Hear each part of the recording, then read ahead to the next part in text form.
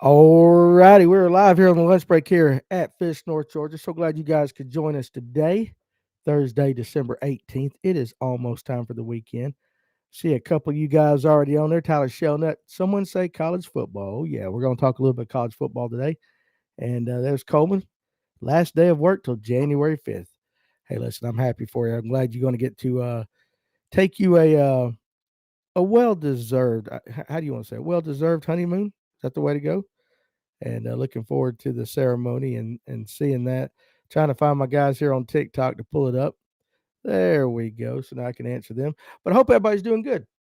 And as you guys jump on, we will get the conversation going. Last lunch break for the week as we power into the weekend. Now tonight, I got a real special episode of the Live Well that I want you guys to join me on. I cannot tell you the guest, it would ruin the whole entire situation. So I don't want to tell you who the guest is, but once you get there and you see what we're doing tonight, you'll understand. You will understand why I had to keep it a secret. But it's one of those episodes that has been coming. What's up, Doug Rice? It's one of those episodes that I've been wanting to do for a long, long time, and I'm going to be very glad to do it. And it's going to be a really good one, especially going into the Christmas season. So I hope you guys will jump back on tonight about 8 o'clock. About 8 o'clock. So let's we'll jump right into it again today. You know, I put on the description of what popped in my mind today, and the first thing was humility, and then of course college football. And then, of course, we're going to talk with you guys are going to fish this weekend. So I don't think Coleman's going to be fishing anywhere this weekend. He better not be anyway. But the humility thing. I don't know how many of you guys have kept up with high school football here in Georgia. Some of you have. What's up, Big Bait? Hank Parker as Santa Claus. No, it's not Hank Parker. Although I do have Hank Parker's phone number. I need to get him on every once one of these days. But I don't know how many of you guys have watched or kept up with high school football. And of course, we've got Gainesville High up here that dealt with, the brawl. What's up, Brazil? Dealt with the brawl with another, I forget, it was one of the Brunswick schools. And had to go to the court and get the injunction against their suspensions and everything so they could continue. And this entire time, I never, ever would ever call out an individual unless I thought it was kind of worth it. High school football is great. No, it's not KVD. um, but I always think that every once in a while, you get um, you get a coach that is bigger than the players, right? And I don't think, especially in high school football, it should be about the players, right? And even in college, unless you get to the level of a Kirby Smart, Nick Saban, where you're just that good, yeah, then the coach kind of can overshadow the players a little bit. I see your comment there, Coleman. Go for it, dude. I hope you catch something. But in high school, I don't think it should ever be that case. Well, I don't know if you've kept up with Gainesville, but their coach, um, Josh Niblett, I guess that's how you say it, Niblett, Niblett. He's been very outspoken, and he is a very over the top kind of personality. Very out there, come across very strong when they were doing the suspensions and everything. And I was sitting there, and they have powered through. They were, of course, they got the injunction lifted, and they've been able to play, and they make it to the championship game. And I was watching a video yesterday of I was watching a video yesterday of the Gainesville team leaving the campus. Leaving the campus, and the coach, of course, is right there. They got the camera on the coach. And he's got this cowboy hat dressed all in black, kind of like a skinny version of Jerry Glanville, got the chains hanging out everywhere. And he's just walking like just a puffed up Bantam rooster. Like he is the thing. And then here comes his players. And I was just kind of sitting there thinking when I watched that yesterday, I'm like, I know they're a fantastic football team. And he's a fantastic coach. But I'm kind of like, dude, you are drawing attention to yourself that I think should be reserved for the kids, right? But he's very over the top, very confident, very cocky. He reminds me of the University of Tennessee's baseball coach, I think is in the pros now, but he reminds me of that guy. Just, and I'm not saying it's about me with him, but dude, the way he was dressing and walking, the coach dresses like he cheats on his wife. That's strong. But you guys know what I'm saying. He's that guy. Well, did you see what happened to him last night in the state championship game? They got absolutely just curb stomped by Thomas County Central. And when I say curb stomped, guys, I'm talking about in 5A football, ass kicking is the only way to describe it. They got beat 62-21. 62 was a record in Georgia high school football for a championship game. 62-21. Thomas County Central had a running back, Christian Deuce Lawrence, and I think he's committed to Wake Forest. He ran for 380 yards and 5 touchdowns. Dude had half a season in one game against Gainesville. And again, Gainesville is very good. And I just was sitting there thinking when I was seeing the results of this, I wanted to see, what's the coach's attitude now?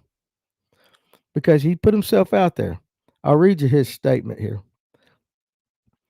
Hey, it's life. We didn't finish the way we wanted to. The story didn't finish the way we wanted it to. What these kids have been through, the adversity they've been through, all the different things right now, it just hurts. It's supposed to hurt because these guys want to win the game. They want to finish the story their way, but it didn't happen tonight. I'm proud of these kids, man. I'm proud of what they stand for, and I'm proud to be their head coach. Now, I mean, that's a pretty decent, saying at that. But I was like, dude, you walked out from the high school on the way down to the dome like you were just like almost like you were, Achilles in Troy. Like you were the badass. And sometimes a little dose of humility can go a long way. Now, I don't know if it will change this guy's attitude any. Bolt 132132 on TikTok. The game was awesome after the way the coach had been acting on TV about their year-end issues. Exactly. Now listen, I know I don't even want to get into the argument of whether they should have been able to play or not with the brawl. I mean, the rule is you're not supposed to leave the bench area, right? I mean, it is that. So you can argue that all day long. Personally, I didn't mind it because I didn't think they started it. But if you watched even the GHSA hearing and everything, man, the coach was over the top. He walked out like Ric Flair. That's exactly white coach prime. He did. And then you get to that, you get to there's always that guy in life that you think you're a badass. There's always one guy better, right? You think you're the best fisherman, there's always one guy better. Think you're good looking, there's always a better looking guy out there. I mean, there's always somebody else. But this guy come out, and I hate it for the kids because I think the way they had a hell of a year. But all of can you name a player on Gainesville's football team unless you are, you know, a fan of Gainesville or have played them?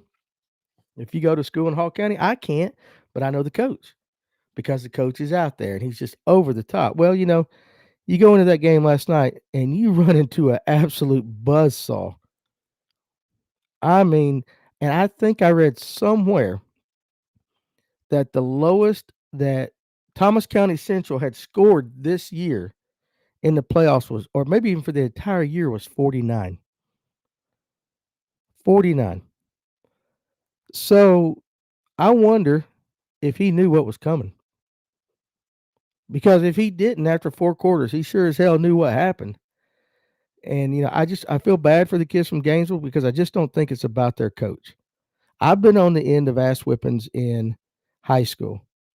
I remember we played Bowden. South Forsyth, it was the first year. We had a non-region schedule. There was only 3 seniors. I was one of them on the team, young team.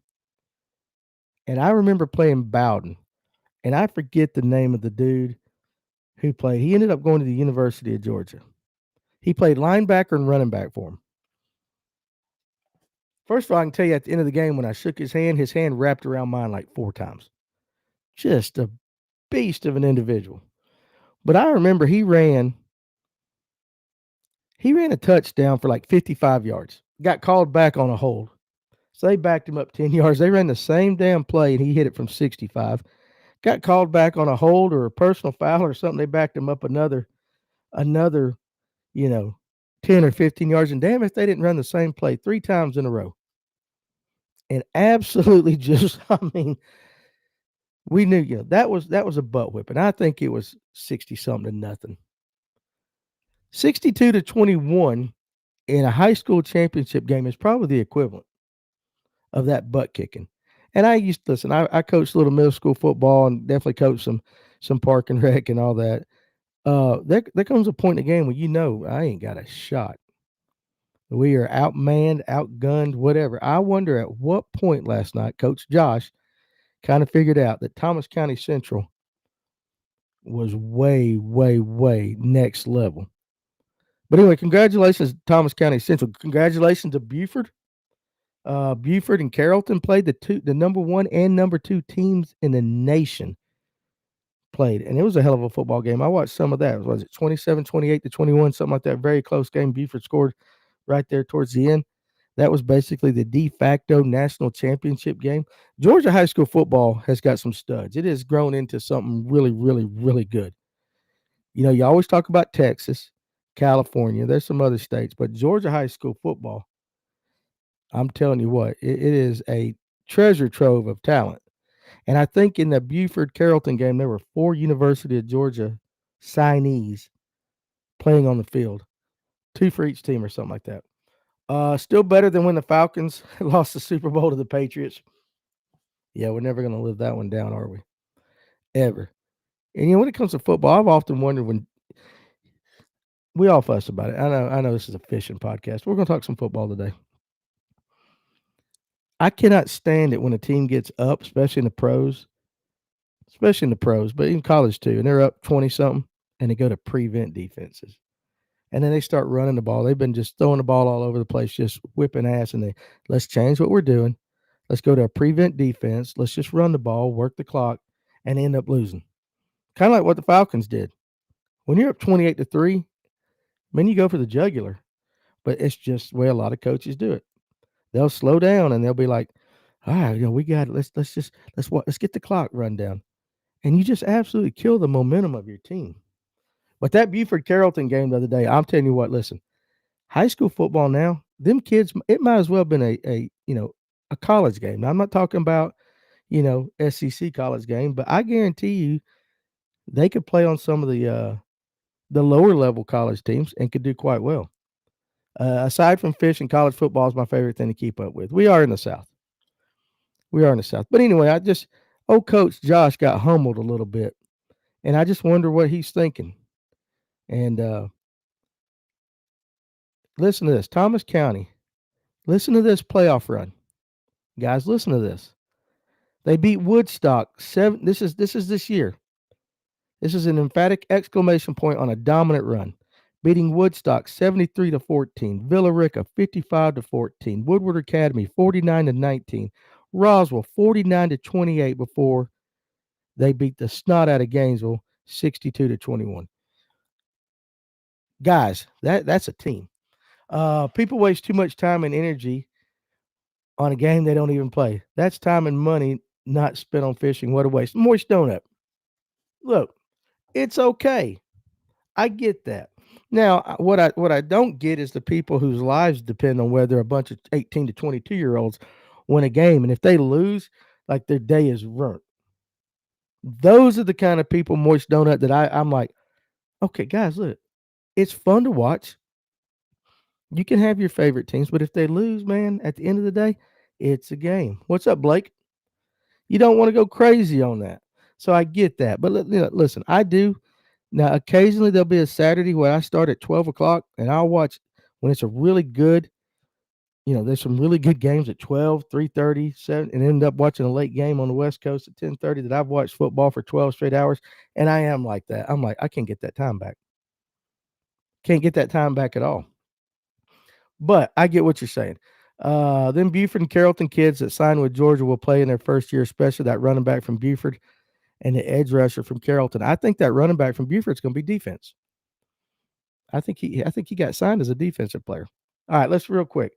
I agree with Donut, man. Only other sports I care about other than fishing is boxing and UFC. I like boxing. I'm not a UFC fan. And when you start kicking, I don't like watching it. Charles Nolan, you ready to go fishing? I'm getting there, buddy. I got to get out of this house. Let's real quick before we start talking about fishing. Let's jump on college football, and because they are the games, and you guys that don't like it, you still can join us because there's 4 games this weekend in the college football playoffs. Starting tomorrow night, you got number 9 Alabama, number 8 Oklahoma. That's probably the game to watch. Um, I personally think it's hard to beat 2 teams twice in 1 year. I don't know. Alabama's getting some guys back. Probably Alabama will take that one. But then at 12 o'clock on Saturday, you got Miami and Texas A&M. That's a hell of a game. That is a hell of a game right there too.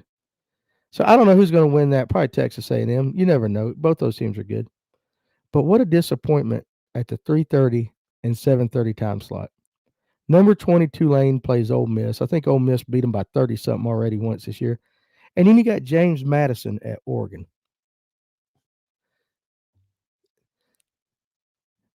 At this point, if you're the coach for James Madison, you're just happy you're there, right? Aren't you just happy that your team made it? Do you really have expectations of beating Oregon? I mean, you should. You should have confidence in your players. But that would be like me going, all right, I'm going to go fish on Lake Lanier against Emil Wagner or Paul Marks Jr., right? Let's just say we had a tournament bracket. And somehow, by the grace of God, I made it all the way to the finals. And I'm fishing against Paul Marks Jr. or Emil Wagner or hell, a number of other guys on Lake Lanier. Do I really expect that I'm going to win? Now, don't get me wrong. You always got the blind hog that finds the acorn, blind squirrel that finds a nut, all that kind of stuff. Ugly guy gets a good looking girl. Those things do happen. But you can't tell me James Madison, what's that guy say in the locker room? He's going to say, hey, guys, listen, we're not supposed to be here, but we're here. Let's just go give it our all and hope like hell we win. I don't know. I don't know. And if you're Oregon, now here's where they could slip up Oregon or Ole Miss. You're favored by so much. Maybe you get caught looking at the next round. That could happen. Possibly that could happen. And you could slip up. But let's be honest. Those 2 games right there, Ole Miss should win easily. Oregon should win easily. If either one of those lose, that would be probably the upset. But this football is different than college basketball. You're not going to get a Cinderella run going all the way through. I would be totally shocked. But it would be, I don't know what bracket they're in, but wouldn't it be great if Tulane and James Madison ended up playing for the national championship? Would you watch that game? Why do some people prefer college ball to the NFL? Well, it's basically the NFL minor league now. So I don't know. I just think schools. I think people have, you grow up college football, especially in the South. I mean, don't get me wrong. I watch the Falcons, but the Falcons is just bad football. I mean, the Falcons are just it's bad football. So I think college football is supposed to be it's supposed to be what football is supposed to be about. Now, granted, now we're getting paid, and you got the transfer portal and the NIL and all that, so it's changed. But still, at the same time, it's like it's the dogs, right? Or it's the Jackets, or it's the Tide, or whatever. And you just kind of you grow up, at least in the South, and you're influenced to pick a team. NFL, yeah, it is a little more boring.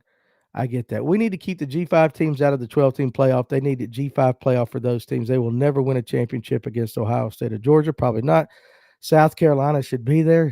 I don't know about that. I don't know about that at all. What's up, Pontoon Jody Catfishing? How you doing, hon? A 21.5 favorite in a playoff game is ridiculous. Well, we remember what Georgia did to TCU a couple years ago. That shouldn't have ever happened, but it does happen. Sometimes you can't prevent it. All right, can we turn this football talk into football jig talk? You guys are speaking Japanese here. Clint, listen. Let's be honest, dude. You went to a play the other night. Now, I know you had to. I get why you had to. But you got to come in here. Listen, you got to come in here and you got to be bringing something. You can't come into a conversation and let's talk jigs, football jigs, after you went and watched the play. It's going to take you at least 2 to 3 weeks to get that stain off of it. Okay, I'm just saying. I'm just saying. No, I get it. I'm just playing with you. Yeah, Gainesville got the hell beat out of them. Well, we can turn it in there. So again, you guys can throw your picks out. I think Alabama wins. I think Texas A&M wins, and of course Ole Miss and Oregon. Tyler Shellnut, Clint, I feel like you would understand Japanese working at Yamaha. Good point. Very good point, Tyler Shellnut. That's an outstanding point. You would think that. Um, but okay, we can talk fishing. Let's go into it. So, where are you guys fishing this weekend? Now, are you hunting? Are you fishing? Or are you one of those that are stuck because it is the Saturday before Christmas? Are you stuck doing family things, the family traditions, or are you a last minute guy? Shots fired, Danny, right across my. Going to another one tonight to brush up my skills. Clint knows I love him. He knows I love him at all. Georgia wins it all. Maybe for sure. Now I'm going to a wedding, and then I'm going to look at Christmas lights Saturday. So I'm not going to get to watch the James Madison Oregon game, the Tulane Ole Miss games, and that's great. Now there is something too, though, that we have to talk about women. Now, granted, this is later in the year, so I can't really fuss at Coleman and Abby for getting married in December on a Saturday. I just cannot stand a Saturday wedding in October. You can get away with it in September a little bit. October, November, absolutely shouldn't do that. It should be against the law. You should not be able to get married on the day the Daytona 500 is run. Any Saturday during the South football, you can get away with it during baseball season. Doug said he's stuck doing family stuff, but the day after Christmas, I'm back on the water. Jeremiah said saltwater again, more reds and trout, bite still on fire, and all the conditions look perfect. I will tell you this: I had a good time fishing for reds and trout down. Now I was on the Gulf side, down at Port St. Joe and all that, and it is a really good time. We did a little bit of it on St. Simon's Island with Chef Dave when we were filming, and I enjoy it. That is fun. I think reds to me like they're like the bass. It's almost like bass fishing. You can do a lot of things for them. But it is fun, and them jokers would absolutely fight. Now, summer wedding would suck, Tyler. Yeah, 'cause it's too hot unless you do it inside. Uh, it dang sure wasn't going to be the fall or spring. I told her that's fishing season. Well, good for you, Coleman. Now, see, Pontoon Jody, I got transferred to a new job, and now I don't have cell service to watch YouTube. I'm sorry. That's awful. I totally get it. But where are you guys going to fish? Are you going to hunt? Now, again, like I said, um, and then of course I'll go to church Sunday, and then Sunday afternoon we'll see. We will see. But I'm not going to get to fish this weekend. I was invited to fish, but I had to turn them down. Now, I did get to fish in the Toys for Tots. That was fun. It's always good to get on the water. I would like to do some red fishing. I did talk to a guy this morning. We have our Thursday morning kind of men's group, and we talked about doing some fly fishing, maybe up at Helen off Smith Creek in next couple of weeks. That's fun. It's not something I would want to do all the time. I'm not a fly fisherman all the time, but it is fun occasionally. Definitely fishing Christmas Eve though. There you go. How many of you guys? What's your schedule like? You guys get off for like a full week? I know, of course, Coleman. He's definitely off because he's getting married. But a lot of you guys, do you have to work right up through Christmas Eve, and then you're off Christmas Day and maybe a day or two afterwards, or what's your schedule like? Because like some of you guys, you might be a policeman or fireman or something like that. You might have to work it. My daughter has to work Christmas Eve. Danny N and I will be fishing Lanier Saturday through Tuesday. Come on. Listen, I might see if I can hook up with you guys on that, or come over for a fish fry one night. That we might can do. Now, what kind of fish are you frying though? Now, listen, I like Lake Lanier. I don't know about eating a lot of fish out of Lake Lanier. Maybe crappie. I work Monday, Tuesday next week, off until the next week. That's good. We'll be doing. Let's see, what is Christmas Thursday? Have I got my days right? Is it Thursday? So I'll probably do a Monday, Tuesday, and a Wednesday lunch break. We'll do a show Tuesday night. Thursday, of course, we're not going to do anything, and then we will come back the following week. I think We'll figure out. Off Christmas Eve through the rest of the week, they're putting me on the grill, but that morning, I'm still fishing. I got you. What's going on, John G? Now, Clint, you're going to eat 4 pounds spotted dogs. You're going to make a lot of guys mad by saying that you're eating spotted bass, which I think makes an excellent taco. If you got to eat a bass in this world, eat a spot. Bessick says I'm supposed to work Monday, Tuesday, and Friday next week. I took Friday off to go to the lake. Good for you. You should do that. Um, I mean, I can set my own schedule a little bit. Can you imagine posting that you're frying 4 pound spotted bass? That just is social media, right? Um, he plans on doing it. Now, listen, I might partake of that, Clint, because I think people should eat more spots. I know that's a faux pas or whatever. You're not supposed to do that. Especially if you're on Blue Ridge. My God, you should eat every one of them on Lake Blue Ridge. Get them out of there so the smallmouth can make a comeback. I'm going for the trifecta on Christmas Eve. What is the trifecta, Coleman? I know what one part of it is. What are the other two?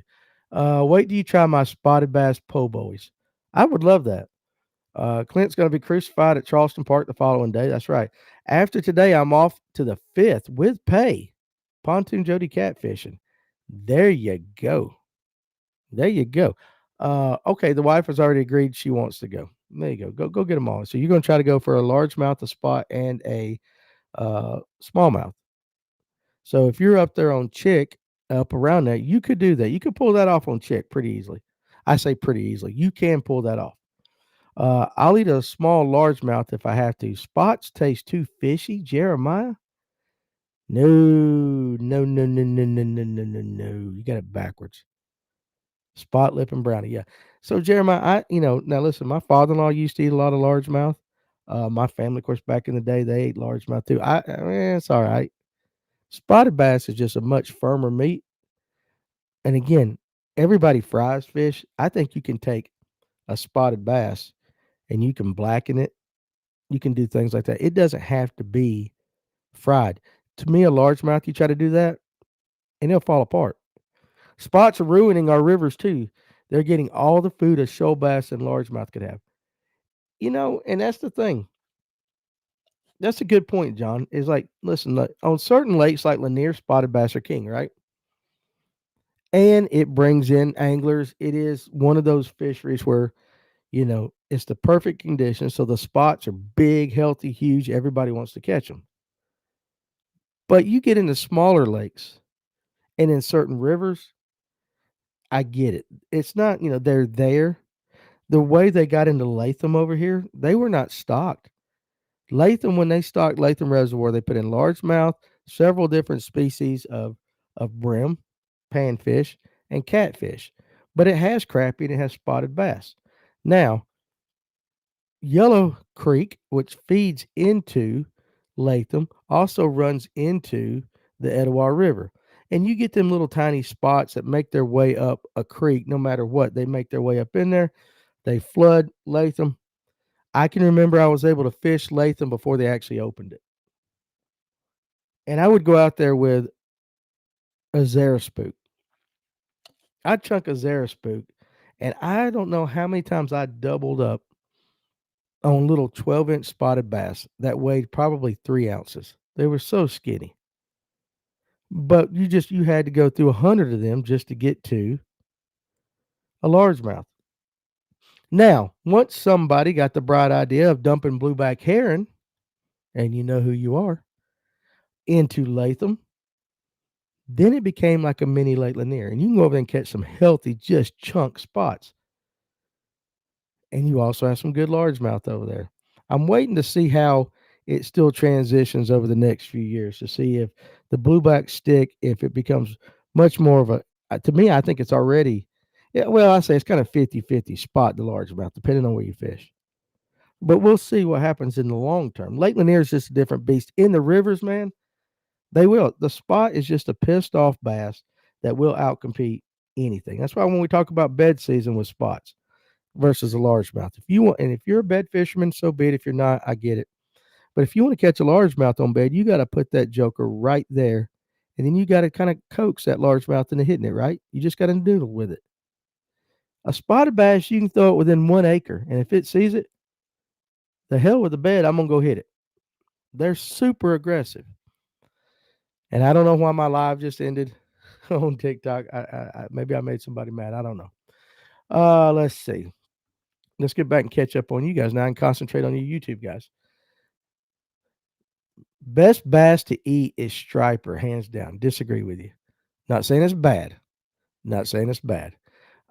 Spot in a cast iron with coconut oil for sure. Spots are the least fishy bass. Eat them in the winter for sure.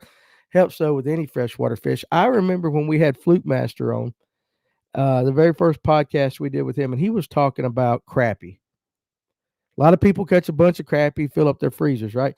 He only keeps crappie in the wintertime. And the reason he says is because in the summertime they get parasites. Yes, you can cook them out of them. High heat will kill most of them, but still, when you catch them in the wintertime, you don't have to worry about the parasites. He finds the meat to be firmer and better on a winter caught crappie than summertime. Let's see. Now, John G, we're talking about spots in the river. I know a lot of guys just throw them up on the bank when fishing rivers. I can't do it though. I feel like God will punish me and not let me catch anything at all. No cap. I get it. Your conscience, right? I ain't got no problem with it.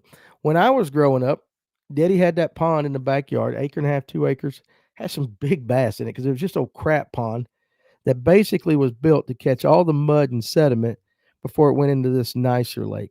So the drain out of my lake, out of our lake, went through the dam and kind of filtered the water going into this other lake. So that other lake stayed pretty.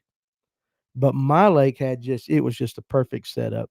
It almost looked like where if you went where Crankin and Yankin lives down on Caddo and all that, but you just cut all the tree stumps and they were sticking 2 foot above the water. Big brim, big bass, plenty to eat there. Probably caught every bass in the lake 42 times while I was living there. But it had crappie. And my dad's always, if you catch a crappie, throw it on the bank. And I mean, back then I just did it because Daddy said so. But now I get why I said he didn't want the crappie competing with the bass in that lake, and he hated crappie. He hated it. Um, so I get that. Now Messick agrees with Jeremiah on the stripers. Hard to beat them. Now let me ask you this about stripers: if you're going to eat a striper, are they like catfish? Now, see, to me, the best eating catfish is 12 inches long. You catch a big old 45-pound mud cat, I call it a flathead, whatever you want to call them like that. You still can eat them. I'm sure it's good, but is it as good as that 12-inch? I don't think so. Kind of like an alligator. You're going to eat the meat off an alligator. A juvenile alligator, the tail, the meat's a little more tender than if you catch a 14-foot stegosaurus that's been alive for 125 years. Kind of like, well, I don't know how it works. I was getting to say, if you chewed on one of my muscles right now, it'd probably be tough. But then again, it might be more marbled. I'm a little fatter than I was in my 20s. Who knows? Um, let's see. White bass or white perch is also up there with them being good. They're good. Um, you guys are talking about the new Cast Nova, the new bait. I think it's pretty good looking. I want to introduce gobies to Lanier. Do you think gobies would survive on Lanier? That's the big thing. What's up, Mike Geiger? It's always great to see you, no matter what time you come in. Um, I don't know. I don't know. I just don't know about eating things. If your lake is a lake to which the DNR gives you fishing guidelines on how many you should eat in a given month, I don't know about eating them. If I'm going to go catch some spots to eat, I'm going over here to Latham. That water's clean. That thing ain't never, I mean, they ain't no, you know, there's nothing flowing into it that shouldn't be there like there is on Lake Lanier, right? And I'm talking about, you know what I'm talking about. Plus, you got all the gas, the oil, anything. Latham's got one creek, maybe two, a couple small ones, but one main creek coming in, and that's it. No gasoline has ever touched it. I would imagine that Hickory Log might be the same way. I would definitely eat spotted bass out of Latham for sure. Let's see. Abby's going to be so happy to get 8 packs of Novas for Christmas and 6 packs for her birthday today. Is today her birthday? If it is, tell her I said happy birthday. Let's see. We caught 24 crappie. Oh, Mike and Wendy Rice definitely can't do that. Are you talking about throwing the fish up on the bank? I get it. I totally get it.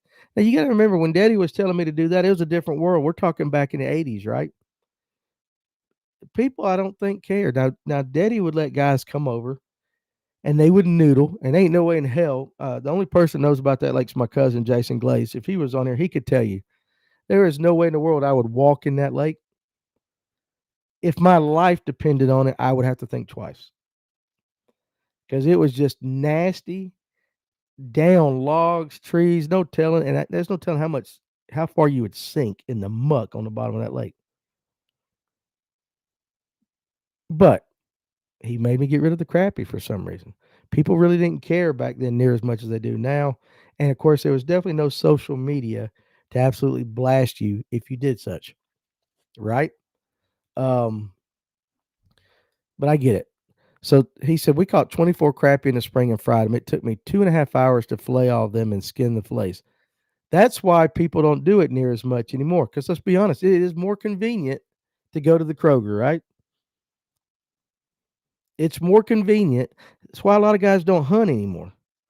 It is more convenient to go buy your ground beef or something like that at the Kroger than it is to get your ass up, get out in the woods, harvest an animal, quarter them up if you want to, gut them if you want to, whatever.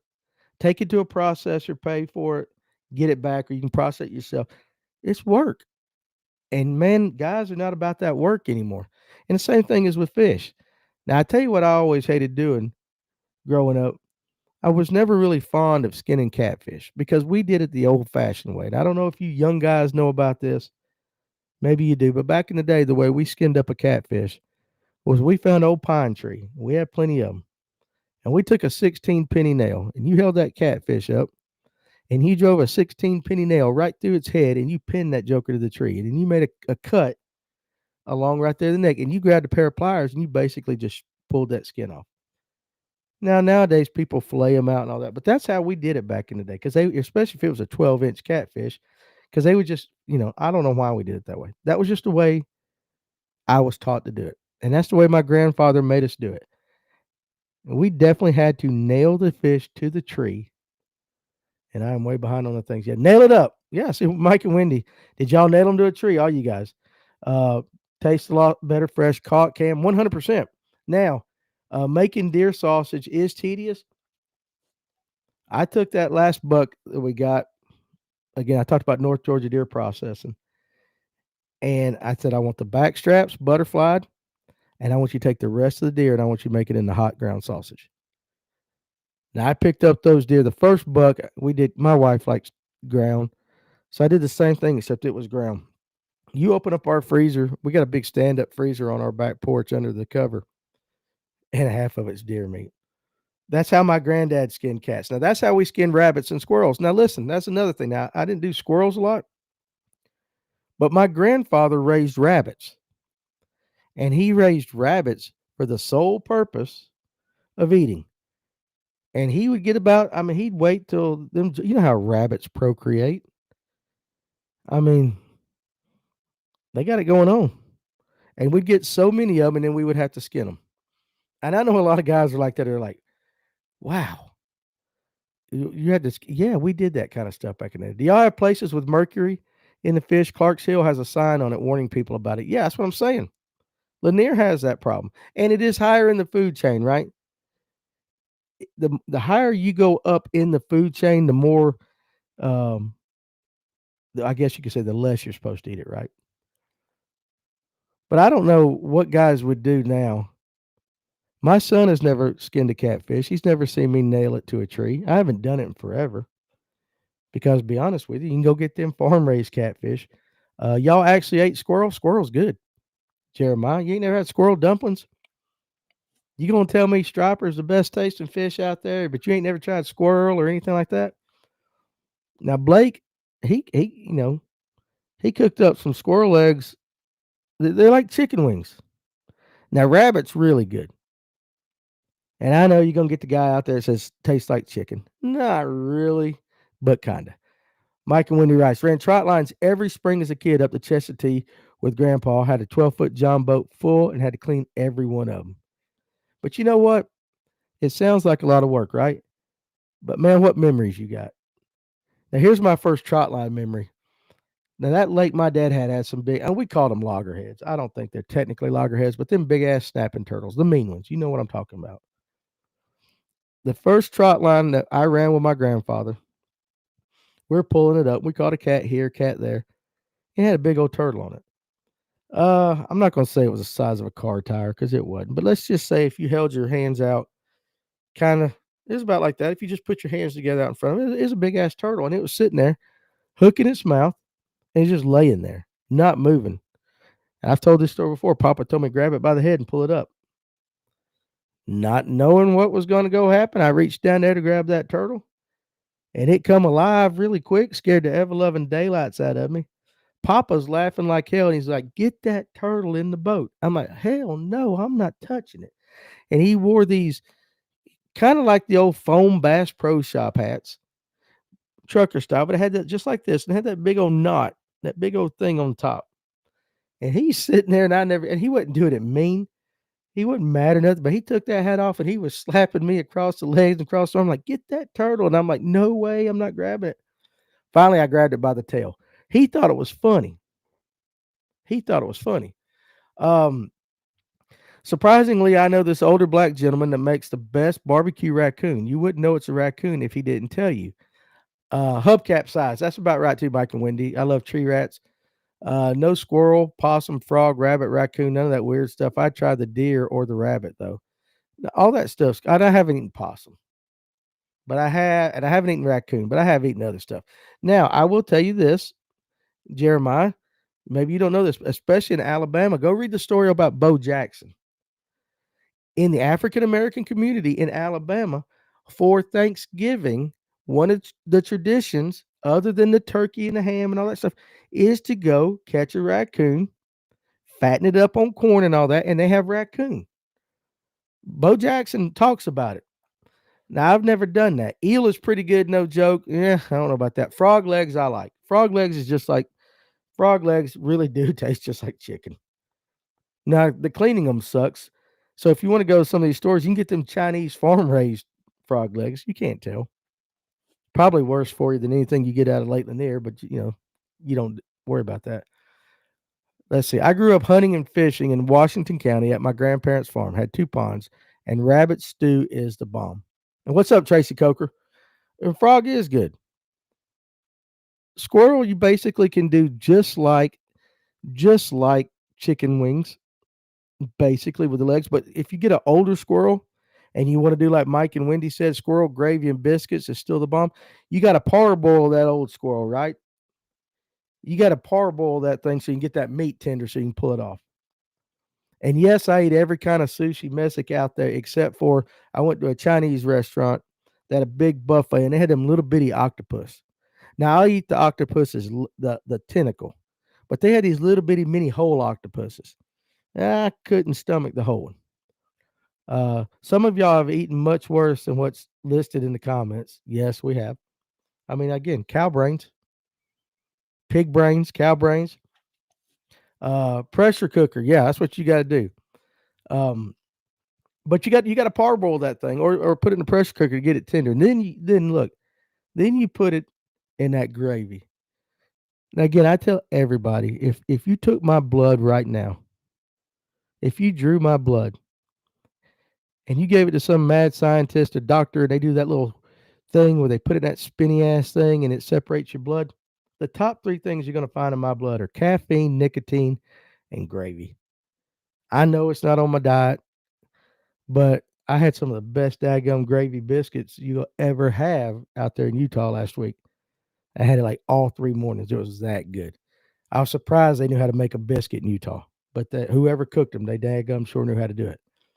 Now, if you go on GON forums, and you got to go way back in the day because that was what we outdoors guys had before Facebook, right?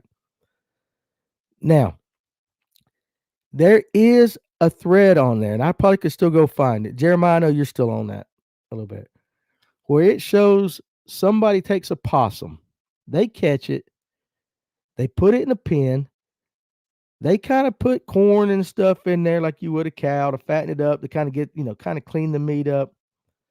And then it shows them taking that possum from cleaning stage all the way to the table. And what they did with that possum was after they had cleaned it, they quartered it up. Did I say that right? Quartered it up. They put it in one of them big aluminum pans. They put potatoes and carrots and all that stuff in there.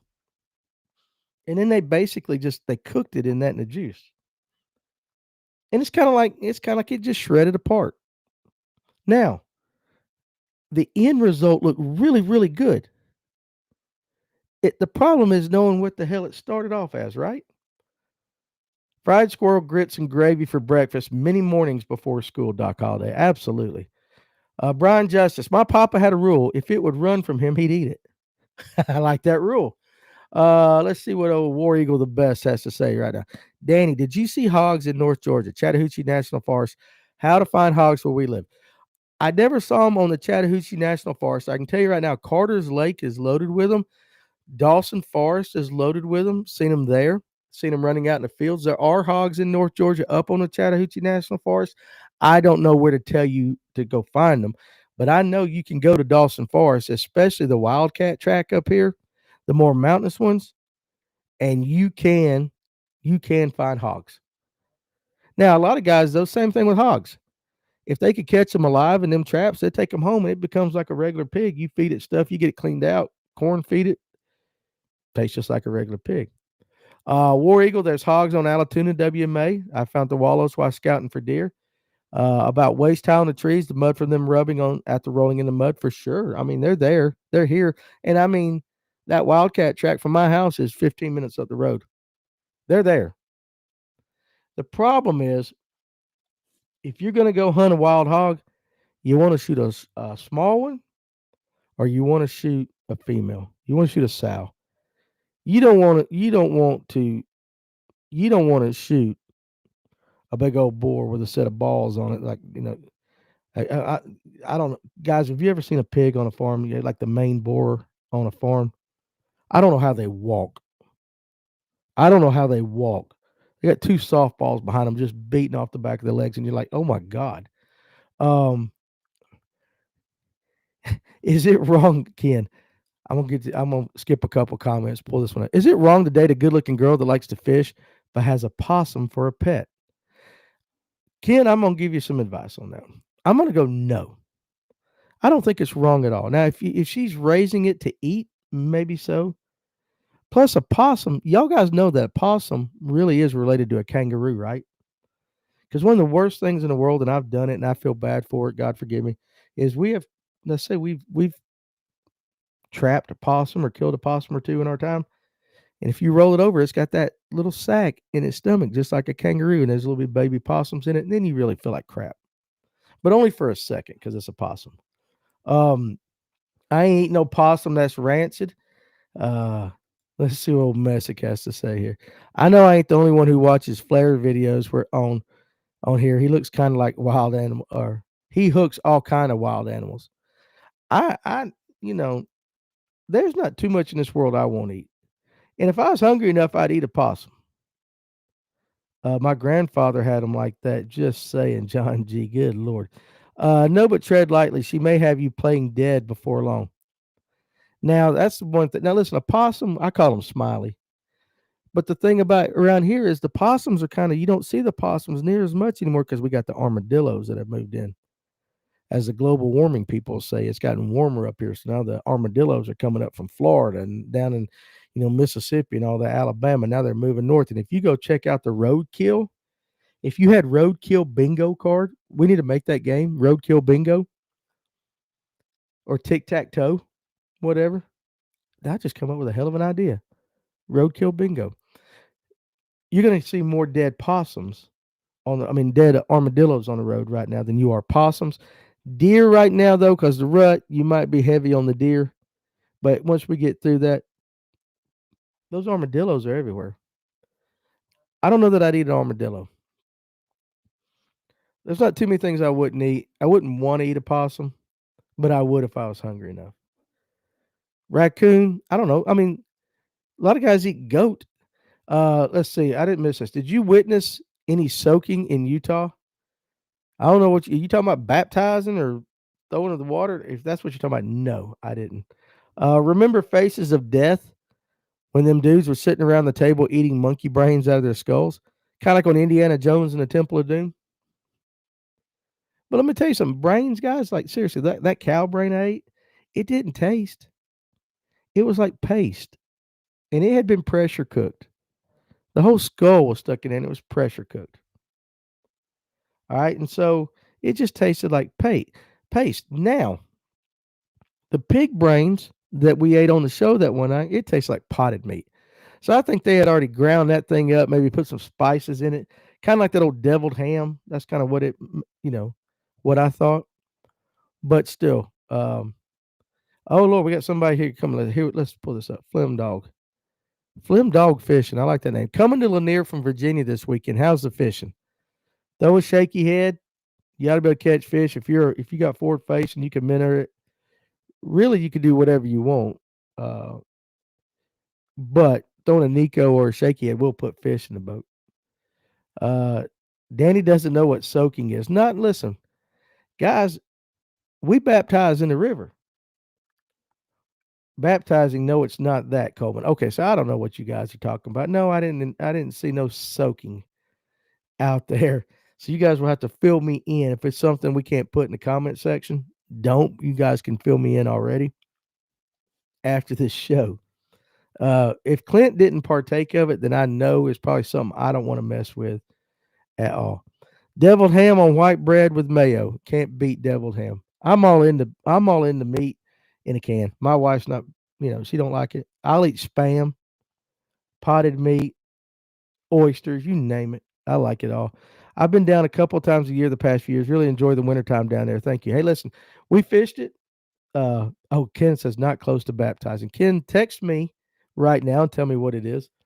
Um, the fishing's okay. It will just, and I'll tell you what, if you're coming down next week, do not Google soaking on a work computer. Okay, I know where we're going, guys. Now, no, I did not partake in that, and did not see that, and I'm glad I didn't. It's going to be warm next week though. Flim Dog Fishing here. In fact, I saw 70 something Christmas Eve. And for the next 10-day outlook is warm. Hell, I didn't even know it was supposed to rain today, though. I was sitting here getting ready for the show, and I'm listening. I got the window right here, and I yelled at my wife, "Is it raining?" I keep saying Danny is the man with the iron gut. Fear factor would have been nothing to him. No, listen, I'm not. I'm not. I'm not. I don't do eyeballs. It's like sitting in the car without starting the engine and driving it. Okay, I got to Google it. This is a work computer, but I'm going to do it real quick. Soaking in Utah. uh Now see, I didn't get what you guys that it's a unique experience featuring both natural and hot springs for relaxation and a cultural phenomenon known as soaking associated with certain social practices. Let me get down to the social practices.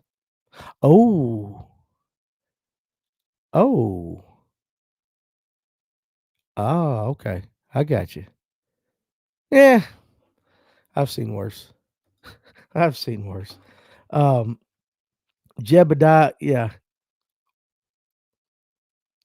you guys are crazy right there. All right, so I get it now. I get it. I did Google it though, but luckily there's no pictures. Let me hit images.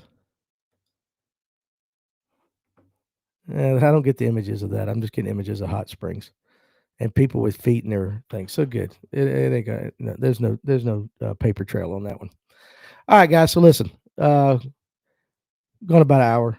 You guys listen tonight. Honestly, I want you guys to come back 8 o'clock. I got a specialist tonight's live well is kind of again. It's a special. I can't tell you the guest because it's a surprise.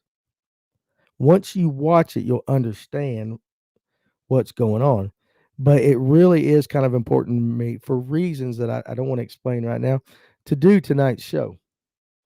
And so I think I need you guys watching it, especially in the comment section, Because once we get going and you understand what's going on, I really want you guys to partake of the show, to participate in the comment section, because it would really mean a lot to me.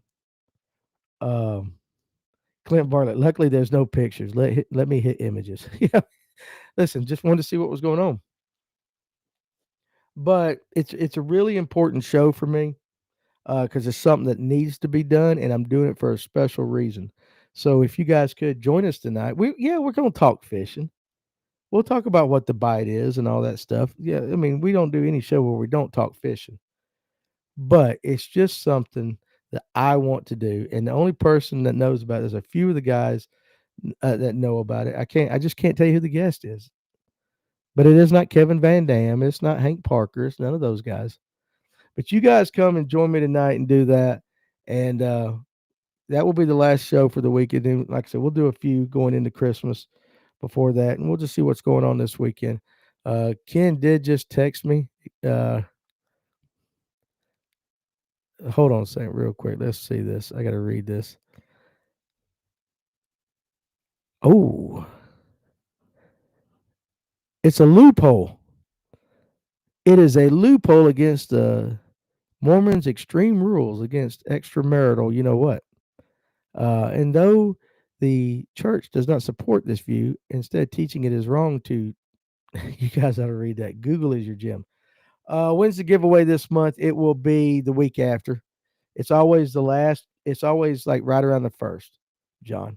So, and I still, like I said, I check daily and I update my people in there who's the supporter of the channel in there. So we'll have that drawn. Anyway, you guys come tonight at 8. I'm gonna go do some more work. I'm actually working on an intro video. I hope it'll be good. I might get it done before the show, might not. We'll see how it rolls. It's not my uh, strength, but we're gonna see if we can make it roll. So, you guys be good. Appreciate you joining. Don't work too hard the rest of the day, and come see us tonight on the live well. You guys be good. We'll talk to you here in about